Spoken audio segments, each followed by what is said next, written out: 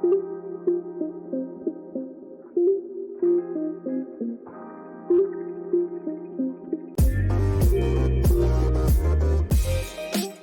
to all the rugby league diehards and welcome to another episode of Six to Go.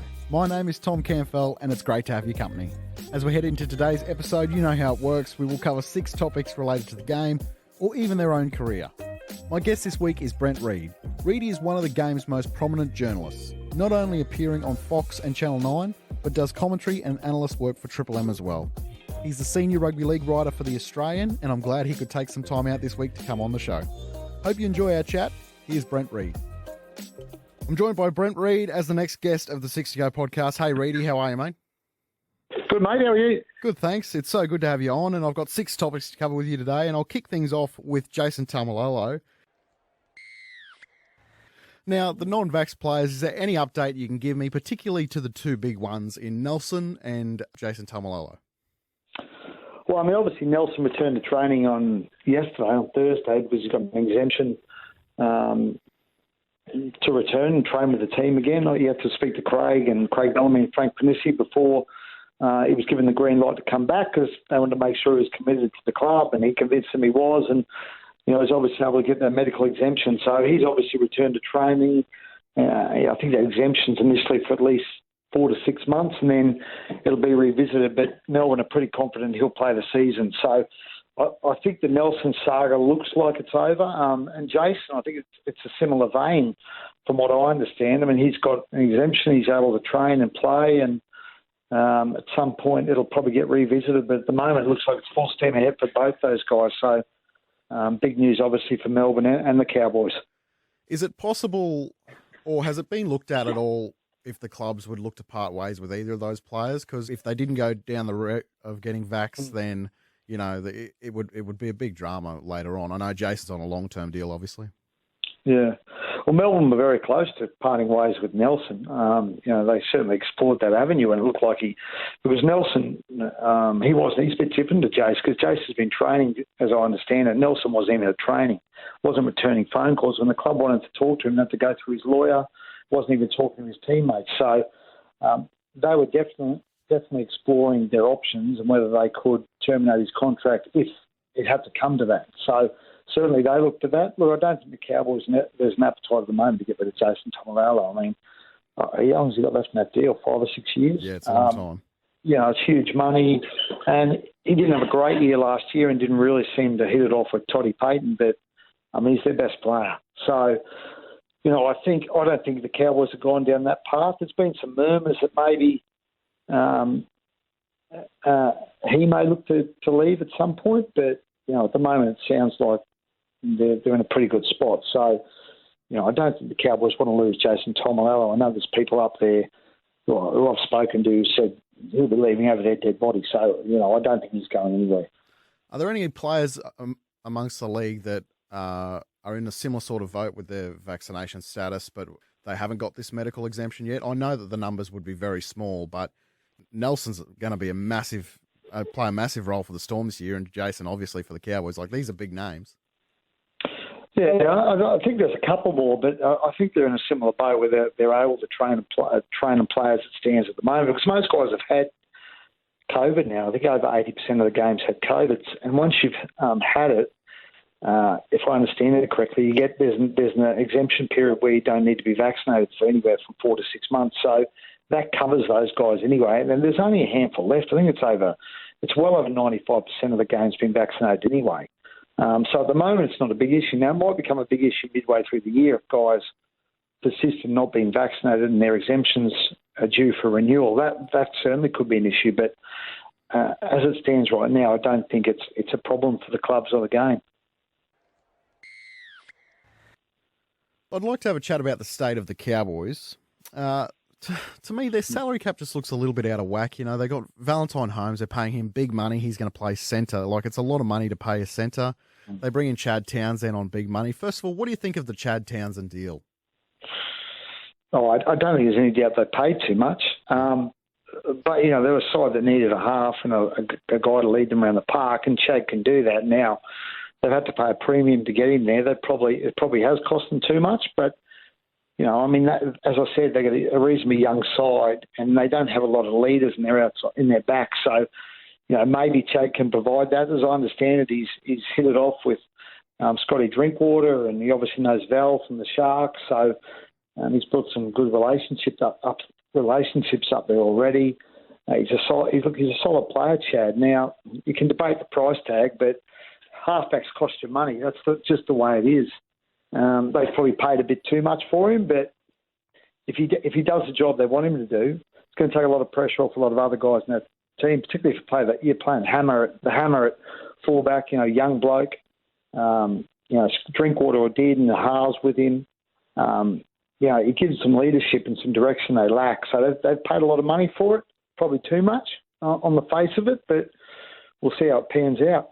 They do have a couple of contracts coming off last year and this year. For example, Justin O'Neill was being paid like one of the highest paid centres in the game. Jordan McLean is on massive money. His contract, I believe, ends this year. Yeah. We mentioned him before, Jason Taumalolo. That's a big fish right there. I know you mentioned him just before, but do you think he'll finish his contract at the Cowboys? It's a good question. As it stands right now, probably, but it probably did. A lot of it's probably going to depend on how this year plays out for him. I mean, I still think he's one of, if not the best forward in the game on his day, Jace. But he didn't have a great year last year, did he? No. On his day, he's probably worth what they're paying him, but he didn't have many of those days last year. It's a big year for him, really. It's a big year to show he warrants that pay packet again, and he justifies the price tag. So. And if he doesn't aim up again, then you could potentially see some movement because, what's he got? 4 or 5 years left in that deal, and he's not aiming up. You can't imagine the Cowboys are going to want to keep forking that money out for a guy who's not worth it. And potentially, if Jason's unhappy, maybe Jason looks to get out. So it's a big year for him in the club. Huge year. There wouldn't be a lack of interest in him, I wouldn't have thought, even with a bit of a down year last year. Like people have to understand, like he broke his hand 3 times last year. Like he went through the wars a little bit last year. And I look at a team like Melbourne, and Melbourne losing a lot of forwards over the next sort of 12 months, and they've got they did get Nelson back obviously, but Tui Kamikamica is under a bit of a cloud, and you lose both the Bromwich brothers. Like I look at a team like that and think that they could be a team interested there. Yeah, potentially. I mean, they're certainly going to be on the lookout for some forwards because they've lost Felice Kapusi as well and Brandon Smith at the end of the year. So, mind you, they've got a lot of money tied up in their spines, a lot of money tied up in Pappenhausen, Hughes, Munster and Grant. It would limit their ability to go and sign a guy like Jason Taumalolo, I'd imagine. And they've also signed Christian Welch to a long-term deal. So they've got a lot of money locked up in guys already. There'll be clubs falling over themselves to sign Jason Taumalolo if he suddenly hit the market at the end of this year. And he's still a world-class player. And, there'll be clubs everywhere wanting to sign him. So, if it comes to that, there won't be an issue for Jason finding another club. I'd like to move into Melbourne while we're on the topic. Jack Howarth, big deal over the past week. It's a very un-Melbourne-like move, isn't it, to sign a player who hasn't played a game to a big contract like this? Well, it's huge raps on him. And with losing Felice and Kenny, they need some edge back rowers, and that's what he is. And speaking to people in the past couple of days about him, they tell you he's a really good footballer. He's going to be an outstanding first grader. So, they've obviously made a decision to commit to him, and it sounds like on the face of it, it's a pretty good decision. Now, I mean, he's like a lot of blokes at that age, right? The last couple of years with COVID, it's restricted their development because the seasons in the Queensland Cup and New South Wales Cup have been shortened and haven't played as much footy. So he's probably behind a little bit in that respect. I think he's had some bad injuries too. But as I said, people I talk to tell you he is the real deal. He's going to be a really good footballer. So, it's a bit of a change in the guard in Melbourne in many respects. But it sounds like they've got a good one in Jack Howarth. He's a phenomenal talent, and I know that Kenny and Felice will still be starting there, no question, this year, but you'd have to think Jack finds a bench role at some point, but particularly on the money he's on. Personal opinion, I don't think you can pay a player that money if they can't help you right now. I think he would have played a bit more first grade, but for injuries by now. But he'd certainly be. I would have thought he'd probably be in the 17 most weeks. Jack Howarth, given they've got to get him ready for when Kenny and Felice leave. So he's going to play plenty of first grade this year, injury permitting, I'd imagine. Yeah, right. It's a bit of a changing of the guard down there with the Bromwich brothers leaving, Felice and Brandon Smith and Tui under a cloud, and they're losing a lot there. And they've lost Dale obviously in recent times. Do you think could you see them being in the market for a big time front rower over the next 12 months? Well, they've got Christian obviously, but I don't know if they've got the money for it, to be honest. I mentioned that spine. You consider Pappenhausen's probably on 800 plus. Munster's on 900 or so, 900 plus. Jerome did that deal that puts him on about 850, I think, and then Harry's on, I think, around the 600 and probably worth a lot more than that. And it would surprise me if they didn't try and upgrade and extend him at some point. So, when you've got that amount of money in your spine, then you pay Christian Welch another 600 or so, you probably can't go and sign a big money front rower. There's been some whispers about players around that they're looking at, and particularly if Tui doesn't come back from what he's going through at the moment, they're going to have to go to market, I'd imagine, and find someone. But I can't imagine they're going to be shelling out 800, 900 for a front rower. It's probably going to be looking the middle tier around the 500 mark, but you get a good player for that amount of money. So they're going to do some shopping this year, I think, Melbourne. They're going to be in the market. Yeah, I get that. Jesse Bromwich on about 700 and Nelson is on about 650, but I do understand your point that Harry Grant obviously will need a upgrade and extension at some point in the next 12 months, you would think. I'd like to move on to the Bulldogs. Whilst clearly heading in the right direction, I personally don't think, I wouldn't say a chance, but I'd certainly consider it the massive outsiders to make the 8. Where are you with the Dogs in relation to this year? I'm with you. What did they win last year? 3 games? Yeah. I know they've signed some good players, but to go from 3 wins to making the 8, it's beyond me. I don't think that's possible. And particularly when you look at their spine, we talked about Melbourne's spine. We look at Canterbury's spine. You've got Matt Duffy, who the Dragons are happy to let go. I mean, the hooker will probably be Jeremy Marshall-King.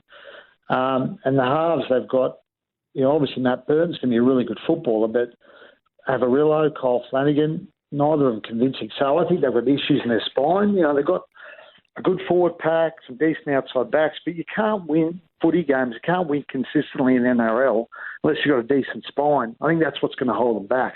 So, I think they're going to finish anywhere from 10th to 16th, Canterbury. I just don't think they can make the 8. I'm with you, and that's my exact point. You look at their spine, Matt Burton, great player, but, he's been the number 4 or 5 option at Penrith. Penrith go pretty good. And you look at the rest of the spine, you think, well, you guys aren't in the top 10 of your position anywhere. It's a real struggle for me to see them making finals. Would you start Kyle Flanagan at halfback? Oh, I don't know. That depends how his pre-season goes. Probably not. It wasn't a very encouraging year last year. I actually felt sorry for him. I watched him play a New South Wales Cup game last year, and it wasn't pretty then either. And Avarillo, to be fair, in a bad team, he did show signs at the end of the year. Yeah, I think they like him, actually. I think Gus likes him. So that might play a part. There were some rumours about Luke Thompson potentially moving on this off-season, but it probably won't happen now. But do you think he's there long-term? No, I don't think Luke Thompson will be there long-term. I think at some point he'll leave. I just don't know when that'll be. Potentially at the end of this season, he may be given an opportunity to go because the Dogs are somewhat Kickow and Marnie, and they've got to create some salary cap space, I'd imagine, for those guys. So Thompson's a guy who's on big dollars, and there's some other clubs interested in him. So if I was to hazard a bet, I reckon this might be Luke Thompson last year at the Bulldogs. For 2023, Parramatta lose Marnie, like you just mentioned before, and Papali'i and Nia Corey. And do you think this will be Brad Arthur's last year as well? Yeah, unless they have an absolute disaster, I don't think Brad's going anywhere. And I don't think they're going to have a disaster with the side they've got. I think they're in a pretty good spot heading into this year, given they went so close last year. So, unless they have a miserable season, Brad will be there next year, and I don't think they will have a miserable year. So, I don't think Brad's going anywhere in the short term. But unless he can get him over the hump, this might be his last deal at Parramatta, because he's been there a while now and hasn't got it done. But they went pretty close last year. I think they'll be a decent threat again this year, I reckon. I personally thought, Reedy, that Dylan Brown was quite a disappointment last year. What are your thoughts on Dylan Brown? Yeah, he was. I mean, he didn't have a great year, Dylan Brown, did he? There was a lot of expectation around him. He's such a talented young player, but no, he didn't have a great year last year. It's a huge year for him because he had an option in his contract actually for next season, and it's on big dollars. But as I understand it, there wasn't much interest in him. But I think it's a huge year for Dylan Brown. If he can have a big year this year, then take some pressure off Gutherson, take some pressure off Mitchell Moses. It'll help Parramatta immensely. He's so talented. He's such a talented footballer, man. He's great to watch. Dylan Brown. I love watching him play the game, but he just wasn't at the races really this year. Well, he's going to have to. He's going to have to, isn't he? Because with Reed Marnie going next year, if they are to keep him there long term, then Reed Marnie's a big hole to fill. Well, I've signed Josh Hodgson, obviously, and he's a footballer. Yep. But Brown just needs to, for his own development, needs to improve on what he did last season. I mean, he just wasn't great. He had some injury woes through the year, but he just didn't have his greatest year. But I think there's enough talent there, and he's young enough. You can't give up on the guy. I mean, I think he's still going to be a really good footballer, and if he can raise his game this year, then you think about with Moses, as I said, Moses, Gutherson, Marnie, a decent forward pack. They're capable of some young kids like Penasini and the centres coming through. They're a capable football team, and if Dylan Brown elevates his game, they're a genuine threat. There was some talks that the Dolphins might be interested in Junior Paulo. Has Junior Paulo recommitted to the Eels yet? I know Regan Campbell. No, he's recommitted Junior Paulo, so he signed an extension, a 3 or 4 year extension at Parramatta, so he's there for a while. Okay, Reedy, I got 3 quick questions to finish it off for you. A team who didn't make the 8 last year that will make the 8 this year. Cronulla.